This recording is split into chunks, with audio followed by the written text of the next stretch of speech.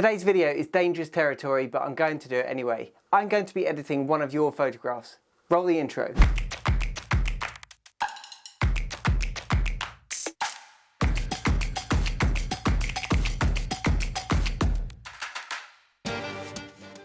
This video is going to cover a couple of topics. I'm going to talk you through quick manual selections in Photoshop and a few other shortcuts that I like to use for Windows. I'm also going to be editing one of your photographs that you kindly sent in. 6 months ago, a gentleman called Jose Monroy, one of you guys who watches the videos, got in touch. He sent me an email, he said thank you for the video, asked a few questions, and he also posted a comment on the video itself. Really enjoyed the video, thanks, etc, etc. Now it's time to put it into action and see what happens. So I like to see these things through. So 3 months after that, I followed it up with a comment, Jose, how are you getting on with the editing? Send me some of your images and I'm happy to take a look. And to his credit, he did. And that is the photograph we're going to be looking at today. And before I forget, I've put all of Jose's social media links in the description below. And the only reason I say that this is dangerous territory is because I'm editing somebody else's photograph. And obviously I've got his permission, but it's slightly dangerous. Some of you might think, oh, I prefer Jose's original edit, or you might not like my edit. That's the only reason why I think this is slightly controversial, but I'm making this video so I can share another perspective on the same photograph. Right, let's jump onto the computer. Okay, apologies if you already know some of these shortcuts, but hopefully there's a gem in there that's really going to speed up your workflow. Basics of Windows: if you hit the Windows D key, that takes you back to the desktop. Hit it one more time and it takes you back to the program that you were in.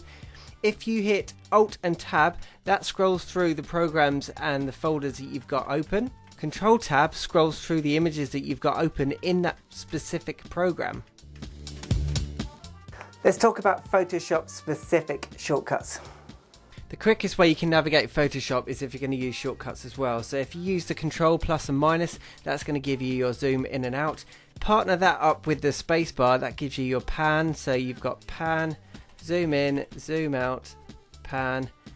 Quickest navigation around Photoshop. A few shortcuts for the tools. M will get you the marquee tool, which is helpful if you're looking to just select something that is rectangular. I would often select a sky using the marquee tool. L will get you the polygon lasso tool, which we'll talk about in a bit. I also use M marquee to deselect stuff.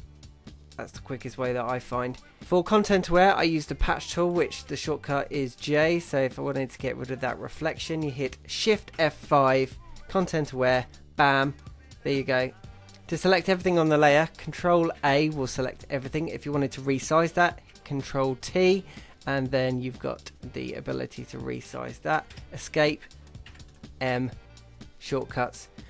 Just say I wanted to replace the sky on this. I'm not actually going to go through with it now, but I'll just show you the process that I would go through. So I'll drag that in there like so. M, Control C for copy, Control W for close, Control V for pasting it on, and then I'm hitting the V tool, which is select, Control T to size it so that I can cover up all of the sky in the image. Enter, done. And then I would cut that out so that I could then send it to the back. Control S saves the photograph in the exact same location. If you hit down Control Shift S, that's save as, and then you could rename it or override the original. Control W will close the drawing. Control Q will close that software down.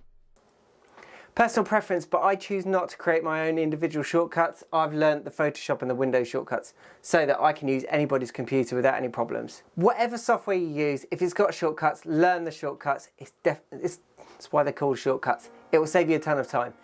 Let's talk about Jose's photograph.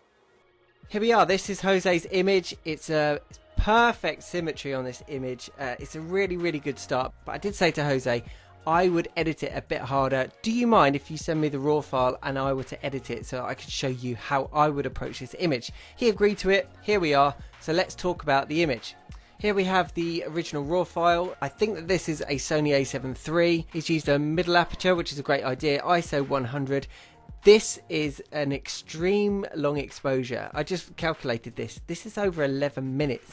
I think you could have got away with a lot shorter exposure on this, but I'll talk about that once I open it in Photoshop. Otherwise, this is a really, really good raw file to work from. Plenty of information. Great starting point. Now, Jose hasn't actually taught me through his editing process, but I've got his raw file here and I've also got his edited version. I can see that he's added a lot of contrast. It's got some darker tones here. This is darker, and you can see some detail in the sky here from his editing, but there doesn't seem to be any specific selections that give it a bit of depth, which is what I'm going to talk through now. Let's talk about this raw file. The consequence of an 11-minute exposure is that you start to get, and this is a Sony, so it handles noise really well, but you do start to get these hot pixels in places. You can only see it when you zoom in, but when you're making the selections you will be looking at the images this close up, and you can see it's absolutely riddled with blue, red, green hot pixels. So this is a consequence of 11 minutes. Now, I've already edited Jose's photograph. He's seen it so that he could agree to me posting this video. This video is about me showing you how I edited it. I'm just going to gradually fade this in over the top of it so you can see the areas of depth that I've created. And that's 100%. Punchy, I told you it was punchy. Let me just switch that on and off so you can see original, punchy edit. Let me talk you through my process. Like I said in my original fine art editing video, an overcast day gives you perfect conditions to start manipulating the direction of light. So this is a very soft looking image. I decided I need a direction of light, so I've chosen to have the light coming in from the left. It's darker at the bottom, light is coming in from the left hand side. This is darker at the top, darker at the bottom. Apart from this one inset which I decided I wanted to be a highlight. That's a bit of an anomaly, but I just thought it gave it a bit of flair. And unfortunately, Jose, I've replaced the sky entirely because I'll show you what your sky looks like when it's much darker. I like dark, rich skies, and when you took your raw file down, I'll show you what it looks like. This is the raw file, and I've got 3 different variants of different lighting: high tone, mid tone, and then shadows. And Jose, you can see here by an 11-minute exposure, once you bring the exposure right down so that you can start to get some dark skies, the direction of wind seems to have changed and the clouds are just far too busy. This isn't pleasing for a moving sky in my opinion, so that's why I completely replaced the sky, which unfortunately means you could have just shot this handheld because there would have been no moving elements in the photograph that I've kept. But you weren't to know that. You wouldn't have been able to predict what the clouds would look like after 11 minutes.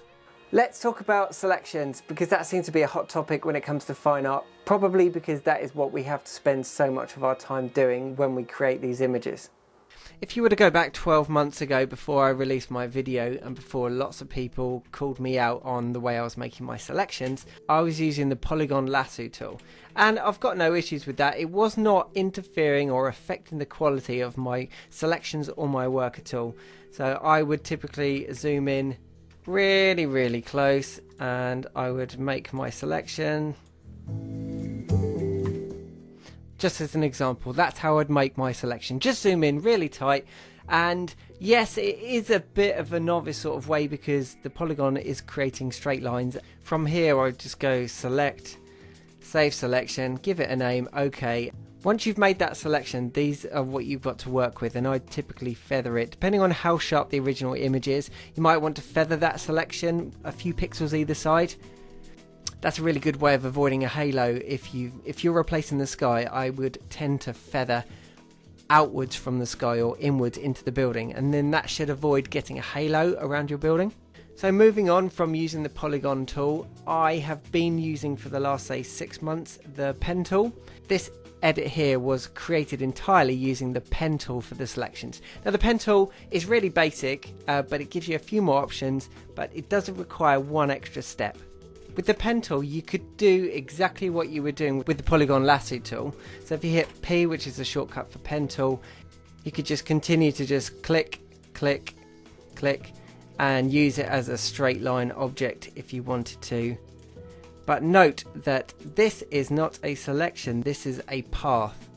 find if you go to Windows and then make sure you've got paths, you can see here you need to make a selection, and then it's a selection that you can start to manipulate the layers.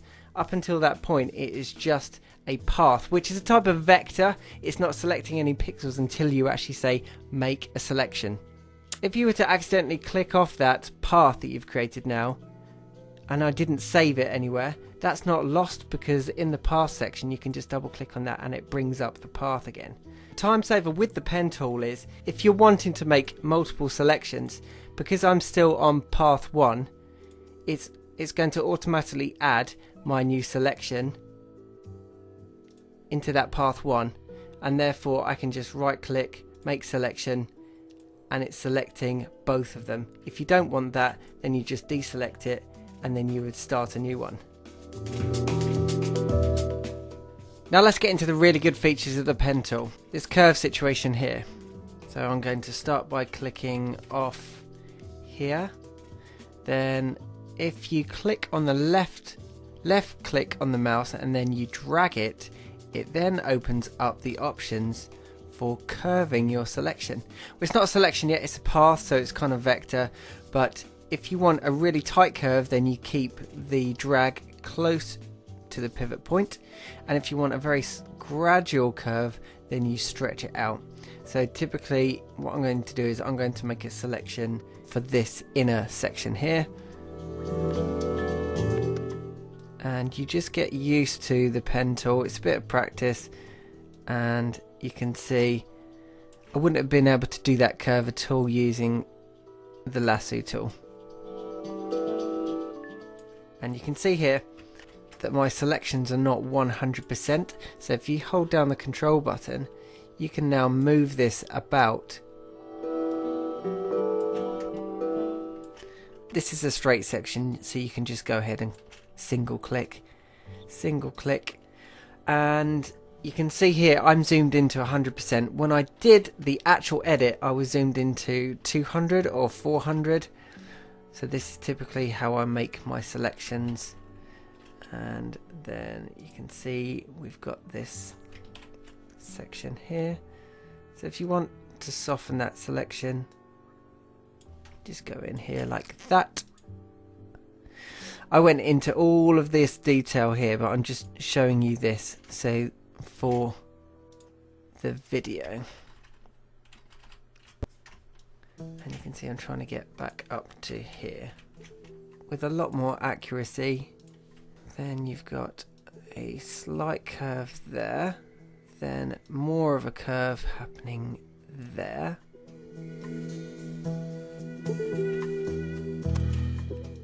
And this is where the pen tool starts to shine.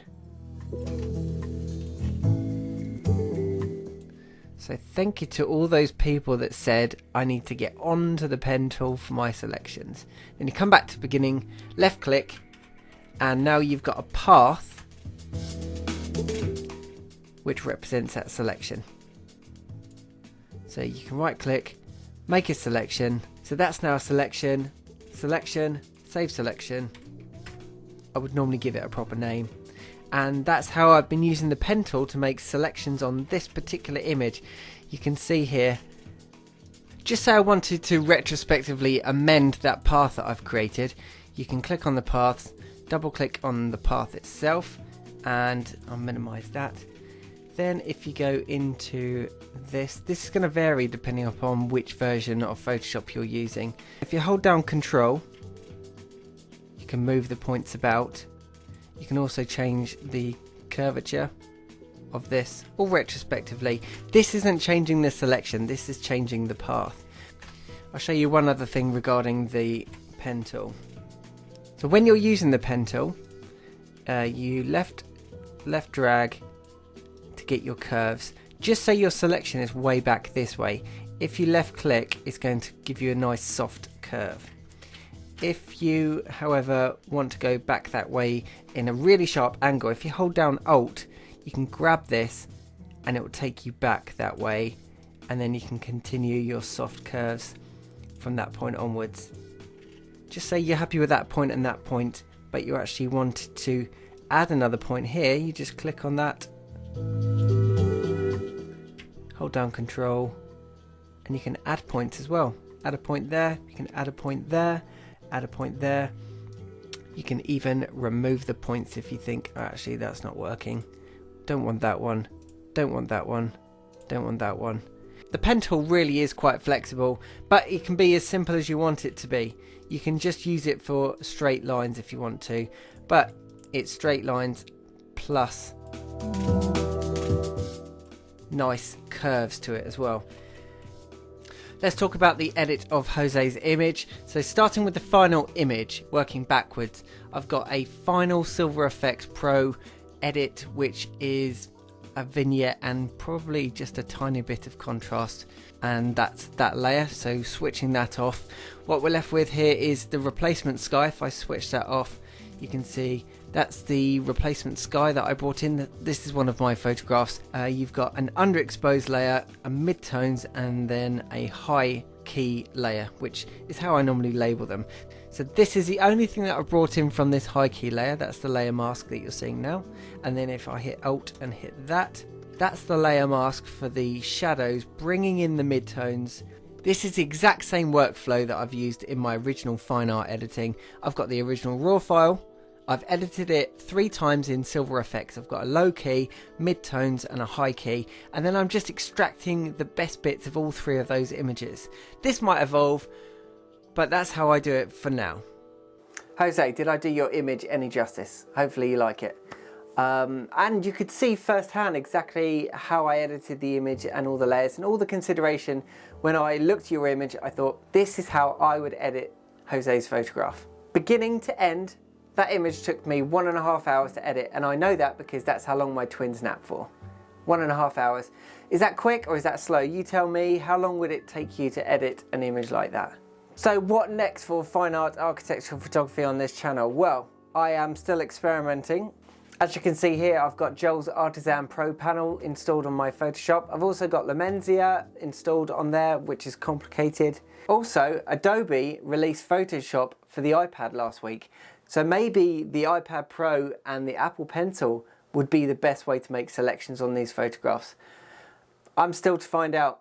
Okay, I'm done. Thank you so much for Jose for letting me use his image. Don't forget to check out all of his social media links below.